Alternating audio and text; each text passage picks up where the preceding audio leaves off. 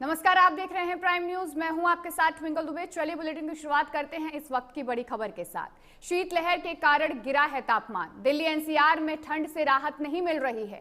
दिल्ली में रहा न्यूनतम तापमान 7.4 डिग्री सेल्सियस, अधिकतम तापमान 17 डिग्री सेल्सियस रहने की संभावना जताई जा रही है। वहीं पहाड़ों पर लगातार हो रही है भारी बर्फबारी। कई इलाकों में तापमान शून्य से नीचे दर्ज किया गया है। तो दिल्ली एनसीआर में ठंड से राहत नहीं मिल रही है। दिल्ली में न्यूनतम तापमान 7.4 डिग्री सेल्सियस रहा है, वहीं अधिकतम तापमान 17 डिग्री सेल्सियस दर्ज किया गया है।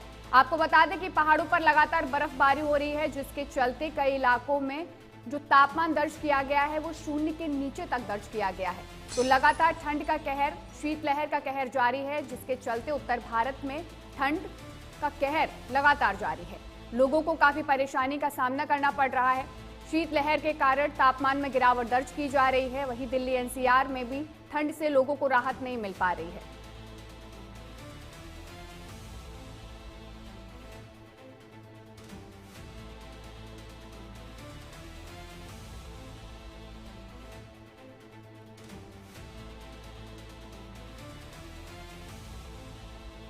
तो लगातार ठंड का कहर उत्तर भारत में देखने को मिल रहा है। जिस तरीके से कोहरे का कहर और शीतलहर का कहर लोगों के लिए आफत बना हुआ है, वहीं अब तापमान में भी गिरावट दर्ज की जा रही है। शीतलहर के कारण तापमान में भी गिरावट दर्ज की गई है। दिल्ली एनसीआर में लोगों को ठंड से राहत नहीं मिल पा रही है।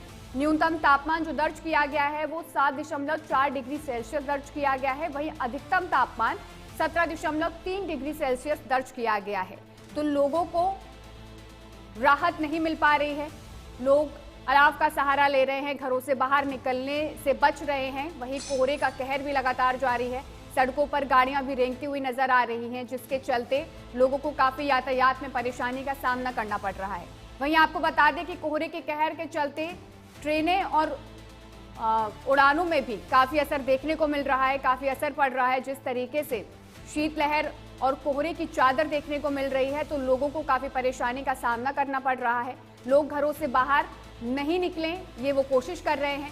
वहीं कई अलर्ट भी जारी किए गए हैं। कई इलाकों में येलो अलर्ट जारी किया गया है ठंड को लेकर, और कहा गया है कि अगर कोई काम ना हो तो आप घरों से बाहर ना निकलें।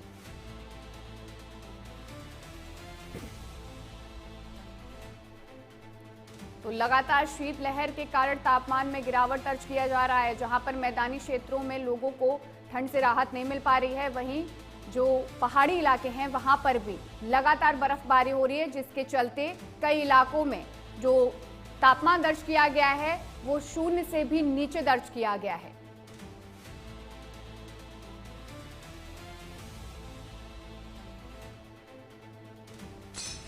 तो लगातार कई इलाकों में शीतलहर का कहर जारी है, कोहरे का कहर जारी है, जिसके चलते लोगों को काफी परेशानी हो रही है। शीतलहर से कई इलाकों में तापमान में भी गिरावट दर्ज की गई है। दिल्ली में जो न्यूनतम तापमान दर्ज किया गया है वो 7.4 डिग्री सेल्सियस दर्ज किया गया है। वहीं जो अधिकतम तापमान दर्ज किया गया है वो 17.3 डिग्री सेल्सियस दर्ज किया गया है। और अभी पारा और गिरने की संभावना जताई जा रही है, क्योंकि जिस तरीके से पहाड़ों पर लगातार बर्फबारी हो रही है, उसके चलते मैदानी क्षेत्रों पर भी काफी असर देखने को आगे मिल सकता है।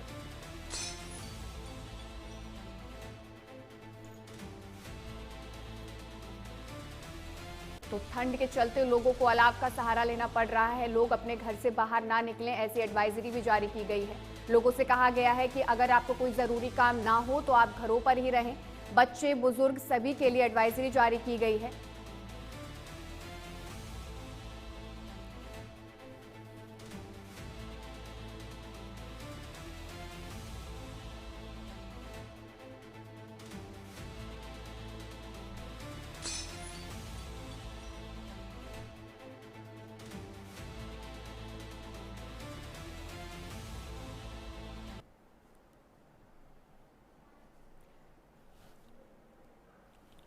तो तो हमारे साथ इस खबर पर ज्यादा जानकारी देने के लिए हमारे संवाददाता हमारे साथ जुड़ चुके हैं। गाजियाबाद से प्रमोद सिंह हमारे साथ जुड़ चुके हैं, वहीं रायपुर से मनोज शुक्ला हमारे साथ जुड़ चुके हैं, सुयश शर्मा ग्वालियर से जुड़ चुके हैं। हमारे साथ हमारे 3 संवाददाता जुड़ चुके हैं ज्यादा जानकारी देने के लिए। तो मैं सबसे पहले गाजियाबाद जाना चाहूंगी प्रमोद सिंह के पास। तो प्रमोद जी, क्या पूरी जानकारी मिल रही है? जिस तरीके से कोहरे का कहर जारी है, लोगों को काफी परेशानी हो रही है और तापमान में भी काफी गिरावट दर्ज की जा रही है। बिल्कुल, देखिए गाजियाबाद की बात करें, दिल्ली एनसीआर की बात करें, बेहद ठंड है यहाँ पर, साथ में कोहरा भी दस्तक दे रहा है। इसके साथ में जो प्रदूषण है वो लोगों के लिए जहाँ पर खतरा बनता जा रहा है। तो ऐसे में 13 मार्च से जो 3 तरह से मार लोगों को पड़ रही है, उससे लोगों को परेशानी का सामना करना पड़ रहा है। जो सर्द हवाएं चल रही है, जिसके चलते जो तापमान है वो लगातार नीचे गिर रहा है। 7 से 8 डिग्री जो न्यूनतम तापमान है वो दर्ज किया जा रहा है। वहीं इसको लेकर बात करें तो लोग हैं, उनकी जो परेशानी है वो लगातार बढ़ रही है, क्योंकि जो ऑफिस निकलने वाले लोग हैं, जो दैनिक कार्य करने वाले लोग हैं, उनको घर से निकलना पड़ता है और ऐसे में उनको सारी परेशानी का सामना करना पड़ रहा है। वही बात करते हैं इसको लेकर जो प्रशासन है उसके द्वारा यहाँ तमाम तरह के जो है, गाजियाबाद की बात करें तो यहाँ पर तमाम तरह के प्रबंध किए गए हैं। जो प्रमुख चौराहे हैं उन पर अलार्म जलाने की व्यवस्था की गई है। वही रैन बसेरों का इंतजाम किया गया है। जो बस अड्डे है, रेलवे स्टेशन है, उनके आसपास में जो रैन बसेरों का प्रबंध किया गया है, जिसमें जो तमाम जो लोग हैं जो यहाँ पर नहीं अफोर्ड कर सकते, उन लोगों को यहाँ पर रहने के लिए व्यवस्था की गई है। कंबल दिए गए हैं, आग जलाने के लिए अलाव की व्यवस्था की गई है। इसके साथ में बिस्तर से लेकर पानी से लेकर तमाम तरह की सुविधाओं का यहाँ पर ध्यान रखा जा रहा है। तमाम जो अधिकारी हैं, नगर निगम के अधिकारी हैं, वो सड़कों पर निकल रहे हैं ताकि जो लोग हैं उनको सर्दी से परेशानी ना हो। इसको लेकर विशेष प्रबंध यहाँ पर गाजियाबाद में किए जा रहे हैं। जी, वही मैं दूसरा सवाल पूछूंगी मनोज से, रायपुर से। मनोज जी, क्या स्थिति देखने को मिल रही है? जिस तरीके से ठंड का कहर जारी है, रायपुर में कैसी स्थिति है ठंड को लेकर?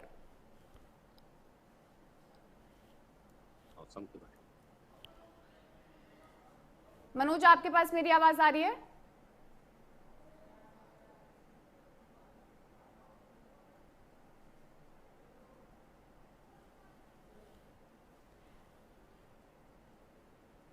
चलिए हम ग्वालियर का रुख करते हैं, जहां पर हमारे संवाददाता सुयश जुड़े हुए हैं। सुयश, क्या स्थिति है वहां पर ठंड को लेकर? जिस तरीके से कोहरे का कहर और तापमान में गिरावट दर्ज की जा रही है, कैसी स्थिति है ग्वालियर की? उत्तर भारत की तरफ से चलने वाली हवाओं के चलते पूरा मध्य प्रदेश जो है इस समय सर्दी की चपेट में है। इस समय अगर तापमान की बात की जाए तो ग्वालियर में इस समय सबसे कम तापमान यहाँ पर बताया जा रहा है। लगातार शीतलहर चल रही है और शीतलहर का सीधा सीधा असर जो है आम लोगों के जनजीवन पर यहाँ पर पड़ता दिखाई दे रहा है। सबसे अच्छी बात इसमें यह है, चूंकि शीतलहर के चलते बच्चों को सुबह स्कूल जाना पड़ता है, तो उससे उनको काफी दिक्कत का सामना यहाँ पर करना पड़ता है। तो इसके देखते पहले 5 तारीख तक की छुट्टियां कर दी गई थी, लेकिन लगातार अभी मेरे पीछे भी अगर आप देखेंगे तो लगातार कोहरा और कोहरे के चलते शीतलहर लगातार चल रही है।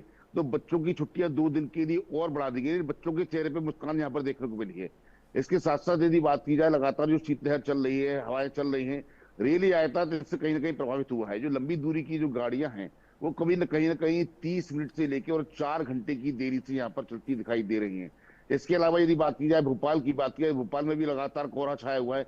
बात अगर इंदौर की जाए, इसके अलावा भिंड, मुरैना, गुना, दतिया, शिवपुरी, डबरा, लगातार कोहरे का प्रकोप। हालांकि ठंड थोड़ी सी कम हुई है, लेकिन शीतलहर का प्रकोप लगातार जारी है। और मौसम विभाग की माने तो आने वाले समय में ये शीतलहर लगातार अपनी दस्तक देती रहेगी।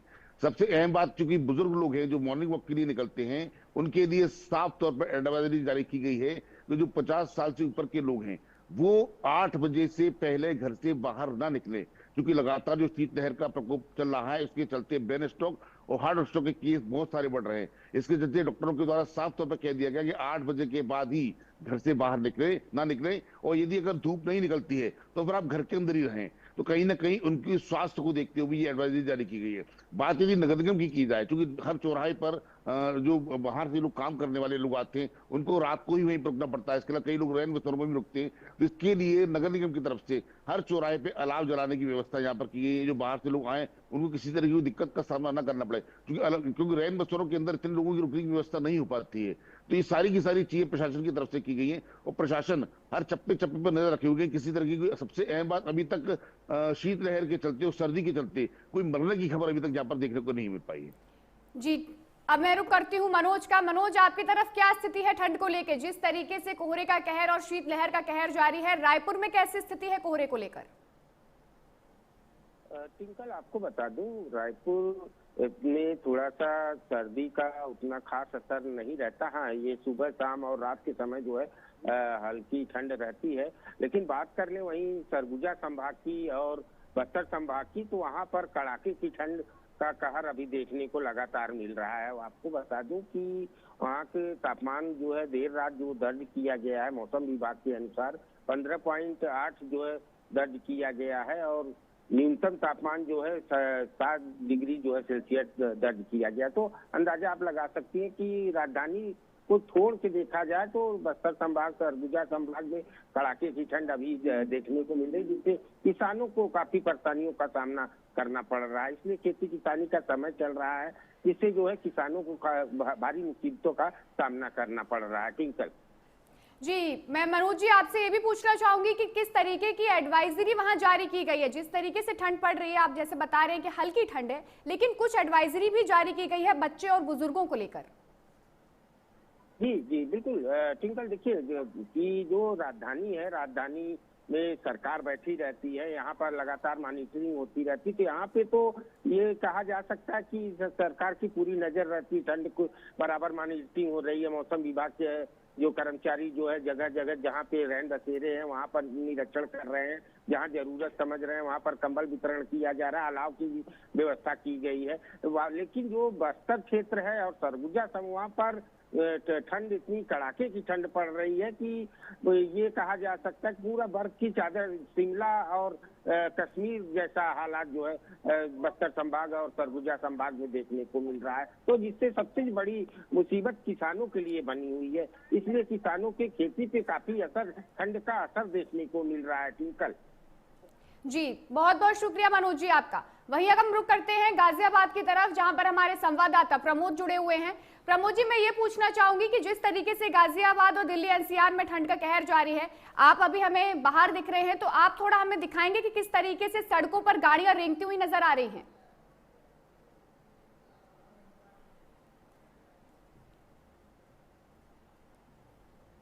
उससे अछूते नहीं है, क्योंकि जो ठंड है वो बेहद ज्यादा है। इस समय हम गाजियाबाद में मौजूद है, जीटी रोड पर। आप देख सकते हैं जो तमाम लोग हैं, सड़कों पर जो लोगों की संख्या है वो बेहद कम है।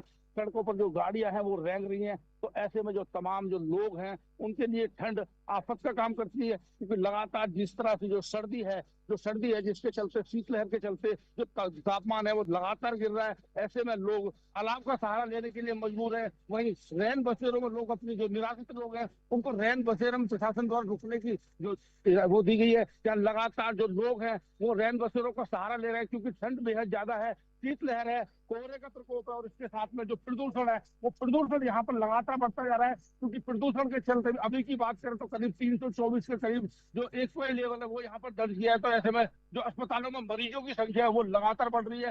हार्ट से संबंधित जो मरीज है वो बढ़ रहे हैं, ब्लड प्रेशर से संबंधित जो मरीज है उनको तकलीफ हो रही है, सांस की दिक्कत वाले मरीजों की संख्या लगातार अस्पतालों में बढ़ रही है। ऐसे में जो डॉक्टर है उनका साफ तौर पर कहना है कि बुजुर्ग है, बच्चे हैं, वो सुबह की सैर ना करें। वहीं बच्चों के लिए बात करें तो जो बच्चे हैं उनको यहाँ पर 1 तारीख से लेकर, नर्सरी से लेकर 12वीं तक के सभी स्कूलों को जिलाधिकारी द्वारा 4 तारीख तक बंद रखने के आदेश दिए गए। हालांकि कुछ स्कूलों में आज भी छुट्टियां है और कुछ को यहाँ पर दोबारा से खोला जा रहा है। तो ऐसे में जो लगातार जो बच्चे हैं, जो छात्र हैं, उनको यहाँ पर सहारा दिया जा रहा है। उसके साथ ही जो आम लोग हैं, जो तमाम लोग हैं, उनके लिए भी जो जिलाधिकारी से लेकर जो तमाम जो यहाँ पर नगर निगम के अधिकारी हैं वो सड़कों पर रात भर उतरते हैं और यहाँ पर जो निराश्रित लोग हैं उनको किसी तरह सर्दी से बचाया जा सके, उनको रैन बसेरों तक पहुंचाया जाए, इसके लिए विशेष यहाँ पर प्रबंध प्रशासन द्वारा किए जा रहे हैं। जी, जुड़ने के लिए और ज्यादा जानकारी देने